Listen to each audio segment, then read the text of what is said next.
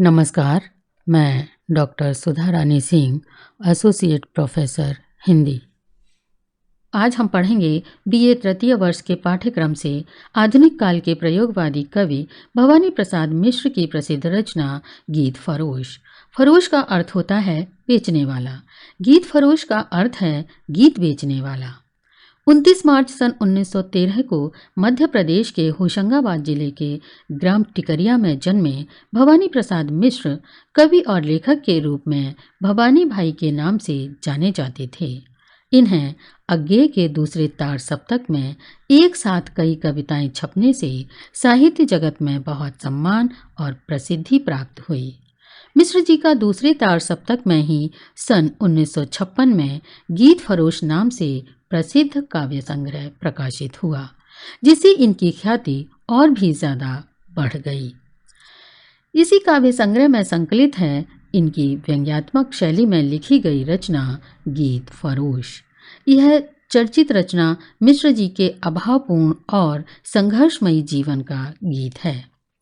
आर्थिक समस्या से गुजर रहे मिश्र जी को अपनी बहन की शादी के लिए पैसा जुटाना था। कवि के पास लेखन के अलावा कोई दूसरा रास्ता नहीं था। तब इन्हें अर्थ अभाव के चलते अपने गीतों को ना चाहते हुए भी बेचना पड़ा था, उनका सौदा करना पड़ा था। इस कविता के माध्यम से वे कवि कर्म में आने वाले बदलाव की ओर इशारा करते हुए कहते हैं कि आज भौतिकतावादी युग में हर व्यक्ति अर्थोपार्जन की कोशिश में लगा हुआ है। पैसा व्यक्ति की पहली आवश्यकता बन चुका है। पैसे के आगे यहाँ भावनाओं और गीतों की भी कोई कद्र नहीं है। बस पैसा ही महत्वपूर्ण है, जिसके लिए लोगों ने अपने ईमान तक का सौदा कर दिया है। मैं तो सिर्फ अपने गीतों को ही बेच रहा हूँ, जिन्हें मैंने बड़ी मेहनत से लिखा है। वे एक कुशल व्यापारी की भांति अपने गीतों को बेचते हैं। जिस तरह से एक दुकानदार अपने ग्राहकों को तब तक चीजें दिखाता रहता है जब तक कि उसे पसंद न आ जाए, उसी तरह से कवि भी अपने ग्राहकों को, अपने पाठकों को तरह तरह के भांति भांति के गीतों को दिखाते हुए कहते हैं, जी हाँ हुजूर, मैं गीत बेचता हूँ, मैं तरह तरह के गीत बेचता हूँ, मैं किस्म किस्म के गीत बेचता हूँ। जी माल देखिए, दाम बताऊँगा, बेकाम नहीं है काम बताऊँगा। कुछ गीत लिखे हैं मस्ती में मैंने, कुछ गीत लिखे हैं पस्ती में मैंने। यह गीत सख्त सरदर्द भुलाएगा, यह गीत पिया को पास बुलाएगा। यहाँ कवि अपने आप को फेरी लगाकर सामान बेचने वाले के रूप में प्रस्तुत करते हुए आम लोगों को या सामान्य जनों को संबोधित करते हुए कहते हैं कि जी हाँ हुजूर, मैं गीत बेचता हूँ, मैं गीतों का व्यापारी हूँ, मैं गीतों का सौदागर हूँ। मेरे पास गीतों का बहुत बड़ा खजाना है। मेरे पास तरह तरह के और किस्म किस्म के गीत हैं, अर्थात मैं हर तरह के गीत बेचता हूँ। आपको जिस तरह के गीत चाहिए उस तरह के गीत मुझसे खरीद सकते हैं, ले सकते हैं। वे एक व्यापारी की तरह कहते हैं कि मेरे गीतों को देखकर उनमें से पहले आप अपनी पसंद का गीत छांट लीजिए, उसके बाद मैं उस गीत की कीमत बताऊंगा। मैं किसी भी गीत की कीमत ज़्यादा नहीं लगाऊंगा, आप निश्चिंत होकर गीत पसंद कर लीजिए। वे कहते हैं कि मैंने कुछ गीत मस्ती और उल्लास में लिखे हैं और कुछ गीत परेशानी, हताशा, निराशा और अवसाद में लिखे हैं। फिर भी मेरे गीतों की विशेषता है इंसानी तकलीफ़ों को कम करना, तनाव को दूर करना। वे कहते हैं कि अनुकूल और प्रतिकूल परिस्थितियों में लिखे गए मेरे ये गीत हर तरह से आपके काम आएंगे, आपके लिए लाभदायक सिद्ध होंगे। इन गीतों को लेने से आपको किसी भी प्रकार का कोई घाटा या नुकसान नहीं होगा। आगे वे अपने गीतों के फायदे बताते हुए कहते हैं कि मेरा गीत सर में होने वाले पुराने से पुराने भयंकर सरदर्द को दूर करके आराम दिलाएगा और दूर गए हुए पिया को पास बुलाने का काम करेगा। इस तरह से ये गीत आपके लिए हर प्रकार से फायदेमंद और हितकारी हैं। वे आगे बताते हैं, जी पहले कुछ दिन शर्म लगी मुझको, पर पीछे पीछे अक्ल जगी मुझको। जी लोगों ने तो बेच दिए ईमान, जी आप न हो सुनकर ज़्यादा हैरान। मैं सोच समझकर आखिर अपने गीत बेचता हूँ। जी हाँ हुजूर, मैं गीत बेचता हूँ।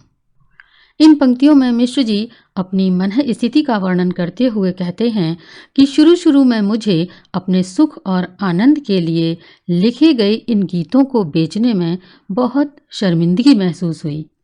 मुझे लगा कि गीत भी भला कोई बेचने की वस्तु है। आत्म अनुभूति, भावनाओं और संवेदनाओं का भी कहीं सौदा होता है। किंतु बाद में जब मैंने लोगों को अर्थ लाभ हेतु अपना ईमान बिना किसी शर्म के, बिना किसी संकोच के बेचते हुए देखा, तो मुझे भी थोड़ी सी अक्ल आई और मैंने सोचा कि जो लोग बिना किसी पश्चाताप के धड़ल्ले से अपना ईमान बेच देते हैं और ईमान बेचने की बात सुनकर हैरान होने का दिखावा करते हैं, तो ऐसे लोगों की सच्चाई भी मैं जान चुका हूँ। अब यह सब देख सुनकर और अच्छी तरह से सोच समझकर मैं इस निष्कर्ष पर पहुंचा हूं कि मेरे लिए गीत बेचना कोई पाप नहीं है, क्योंकि इस भौतिकवादी समाज में अपनी आजीविका चलाने के लिए, आर्थिक संकट से निपटने के लिए और विपन्नता को दूर करने के लिए गीतों को बेचने में कोई बुराई नहीं है। लोग तो अपना ईमान बेचने तक में शर्म नहीं करते, तो मुझे किस बात की शर्म। मैंने तो दिन रात मेहनत करके अलग अलग परिस्थितियों में अलग अलग भावों और विचारों के गीत लिखे हैं। अतः मैं गीतों के रूप में अपनी मेहनत और अपना श्रम बेच रहा हूँ। इसमें हैरान होने की कोई भी बात नहीं है। जी हाँ श्रीमान जी, मैं गीत बेचता हूँ। अब वे अपने गीतों की विविधता और उसके गुणों को बताते हुए कहते हैं कि यह गीत सुबह का है गाकर देखें, यह गीत गजब का है ढाकर देखें, यह गीत ज़रा सूने में लिखा था, यह गीत वहाँ पुणे में लिखा था, यह गीत पहाड़ी पर चढ़ जाता है, यह गीत बढ़ाए से बढ़ जाता है, यह गीत भूख और प्यास भगाता है, जी यह मसान में भूख जगाता है, यह गीत भुवाली की है हवा हुजूर, यह गीत तपेदिक की है दवा हुजूर। मैं सीधे सादे और अटपटे गीत बेचता हूँ। जी हाँ हुजूर, मैं गीत बेचता हूँ। वे कहते हैं मेरे पास भांति भांति के कई प्रकार के गीत हैं जो मैं आपको दिखाता हूँ। और एक दुकानदार की भांति वे अपने गीतों को दिखाते हुए कहते हैं यह गीत सुबह का है, इसे आप गाकर देख सकते हैं कि सुबह के समय इसे गाने से आपको कितना सुकून मिलता है। यह सुबह सुबह आपको जोश और आनंद से भर देगा, आपको सारे दिन तरोताज़ा रखेगा। अगले गीत के बारे में वे कहते हैं कि यह वाला गीत भी बहुत अच्छा है, इसे आप जहाँ भी गाएंगे वहाँ गजब ढा देंगे। आपके द्वारा मेरा यह गीत गाए जाने पर लोग मस्ती में झूम उठेंगे। आप इसे भी गाकर देख सकते हैं।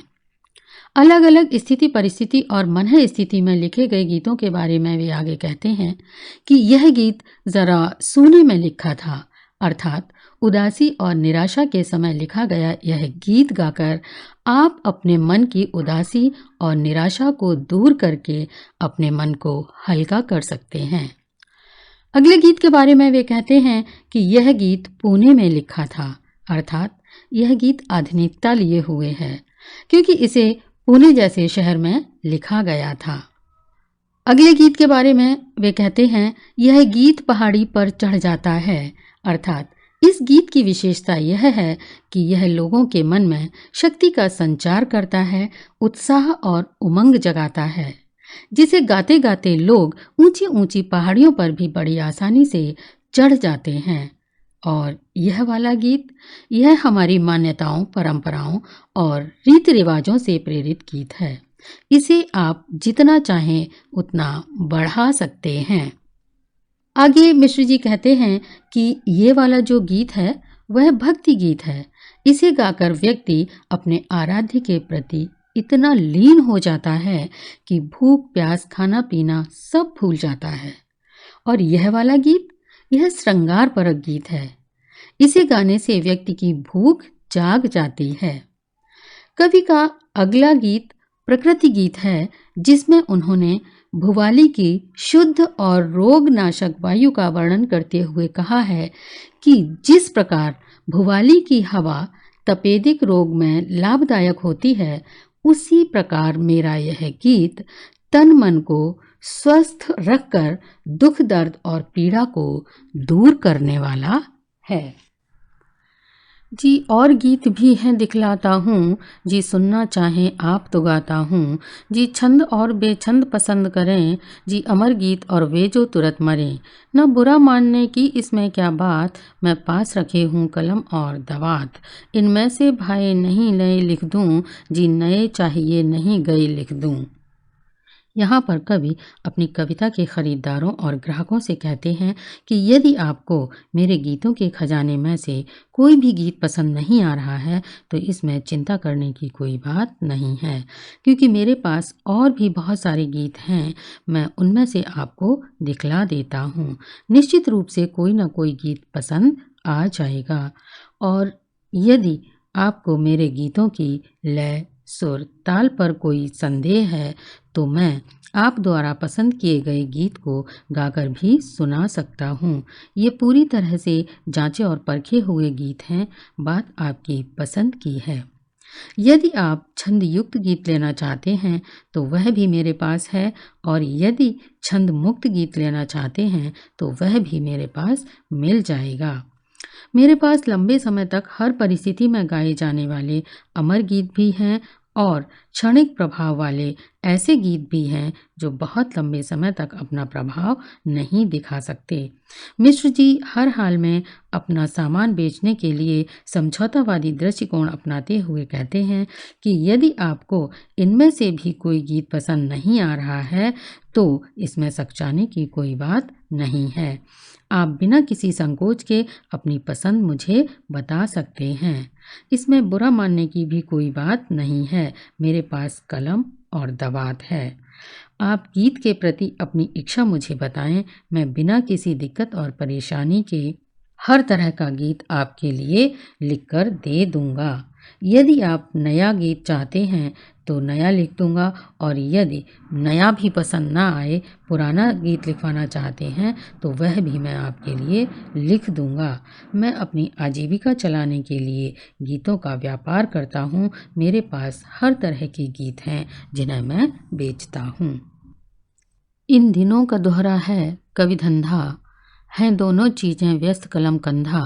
कुछ घंटे लिखने के कुछ फेरी के, जी दाम नहीं लूँगा इस देरी के। मैं नए पुराने सभी तरह के गीत बेचता हूँ। जी हाँ हुजूर, मैं गीत बेचता हूँ। मिश्र जी कहते हैं कि आजकल कवि कर्म दोहरा हो गया है। किस तरह से दोहरा हो गया है यह बताते हुए वे कहते हैं कि एक तो कलम में और दूसरे कंधे में।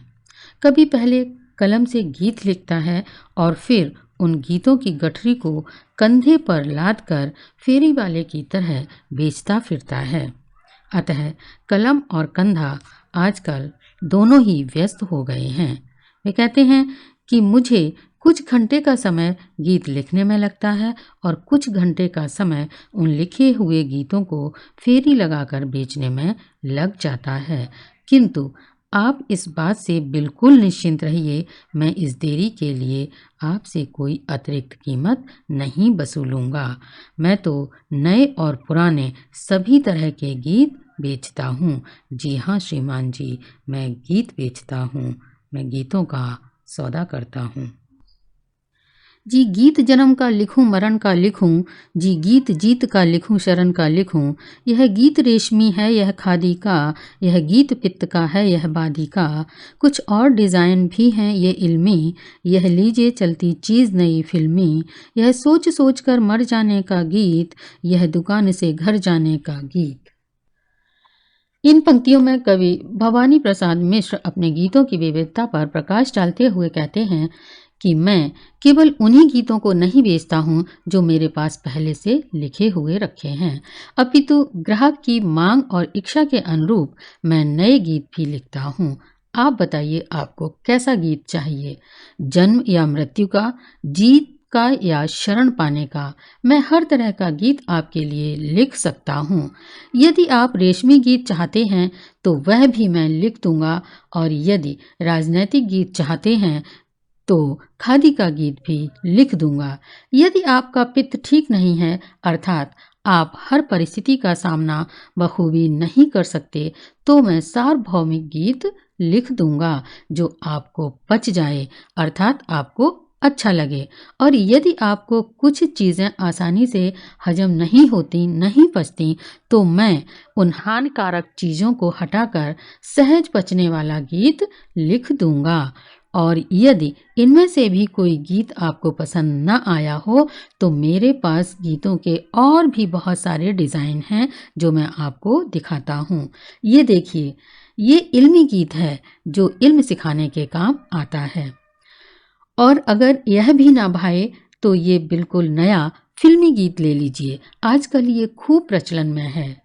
कुछ गीत ऐसे भी हैं जो गंभीर चिंतन के बाद भी समस्या का समाधान नहीं ढूंढ पाते, और इसी प्रयास में सोच सोचकर मर जाने पर विवश हो जाते हैं। अर्थात गूढ़ और गंभीर विषय वाले गीत भी मैंने लिखे हैं। और अब जिस गीत की मैं बात कर रहा हूँ वह बहुत ही असरदार गीत है। इसकी विशेषता यह है कि सारे दिन दुकान पर काम करने के बाद थक हार कर घर जाते समय अगर आप इसको गुनगुनाना शुरू कर देंगे तो आपको पता ही नहीं चलेगा कि रास्ता कब तय हो गया, घर कब आ गया, ये आपको पता ही नहीं चलेगा। और बहुत जल्दी आप अपने घर इस गीत को गुनगुनाते गुनगुनाते पहुंच जाएंगे। वे आगे कहते हैं, जी नहीं दिल लगी कि इसमें क्या बात, मैं लिखता ही तो रहता हूँ दिन रात, तो तरह तरह के बन जाते हैं गीत, जी रूठ रूठ कर मन जाते हैं गीत, जी बहुत ढेर लग गया हटाता हूँ, गाहक की मर्जी अच्छा जाता हूँ, मैं बिल्कुल अंतिम और दिखाता हूँ, या भीतर जाकर पूछ आइए आप, है गीत बेचना वैसे बिल्कुल पाप, क्या करूँ मगर लाचार हार कर गीत बेचता हूँ, जी हाँ हुजूर मैं गीत बेचता हूँ। मिश्र जी कहते हैं कि जब मैं अपने गीतों की किस्मों के बारे में, उनके लाभ के बारे में लोगों को बताता हूँ तो लगता है कि कहीं लोग उनकी बातों का मजाक ना बनाएं, कि एक व्यक्ति इतनी तरह के गीत क्या सचमुच लिख भी सकता है या यूं ही लंबी चौड़ी बातें बना रहा है। इसलिए वे लोगों को भरोसा दिलाते हुए कहते हैं कि मैं अपने गीतों के बारे में जो भी कह रहा हूँ बिल्कुल सच सच कह रहा हूँ, क्योंकि मैं गीतों का व्यवसायी हूँ, और व्यवसाय में कोई भी व्यक्ति किसी प्रकार की दिल्लगी या हंसी मजाक नहीं करता। मैं दिन रात कठिन परिश्रम करके गीत लिखने का कार्य करता हूँ, इसलिए मैं इतनी तरह के इतने सारे गीत लिखने में पारंगत हो गया हूँ। मुझे नया गीत लिखने में ज़्यादा समय नहीं लगता, थोड़े से प्रयास से ही नया गीत लिख जाता है, बन जाता है। कभी कभी ऐसा भी होता है जब मन में विचार तो आता है किंतु वह विचार गीत का रूप नहीं ले पाता। उस समय ऐसा लगता है जैसे गीत मुझसे नाराज हो गया है, और तब मैं और सोच विचार करता हूँ, चिंतन करता हूँ, आत्ममंथन करता हूँ, तब कहीं जाकर गीत बनता है। तो इस प्रकार कई बार रूठे हुए गीतों को मनाना भी पड़ता है। गीतों को दिखाते हुए इन सारी बातों के बीच जब कभी को लगता है कि मैंने तो गीतों को दिखाते दिखाते ढेर लगा दिया, फिर भी ग्राहक को कोई भी गीत पसंद नहीं आ रहा है, तब वे कहते हैं कि बहुत हो गया, अच्छा अब मैं इस गीत के ढेर को हटाता हूँ, बाकी आपकी मर्जी, लेना है तो ले लीजिए और नहीं लेना है तो रहने दीजिए, मैं चला जाता हूँ। लेकिन जाने से पहले एक बात बता देता हूँ कि इतनी तरह के गीत आपको कहीं नहीं मिलेंगे। वे अपने ग्राहक से कहते हैं कि यदि आप पसंद नहीं कर पा रहे हैं या असमंजस में पड़े हुए हैं तो अंदर जाकर अपने परिजनों से भी राय ले सकते हैं, उनसे पूछ सकते हैं। अंत में वे परेशान होकर के कहने लगते हैं कि सचमुच गीत बेचना बहुत ही दुष्कर कार्य है। पहली बात तो यह है कि गीत बेचना ही नहीं चाहिए। गीत बेचना बहुत बड़ा पाप है, किंतु मैं यह कार्य अपनी आजीविका चलाने के लिए मजबूरी में लाचार होकर करता हूँ, क्योंकि मैं दूसरा कार्य नहीं कर सकता। इसलिए विवश होकर मुझे ये काम करना पड़ रहा है। आप मेरे बारे में कुछ भी सोचें, कुछ भी कहें, मुझे इसकी कोई परवाह नहीं है और मैं यह स्वीकार करता हूँ कि हाँ, मैं गीत बेचता हूँ, जो कि मेरी मजबूरी भी है, व्यवस्था भी है। मैं आशा करती हूँ कि यह कविता आप लोगों को अच्छी तरह से समझ में आ गई होगी। धन्यवाद।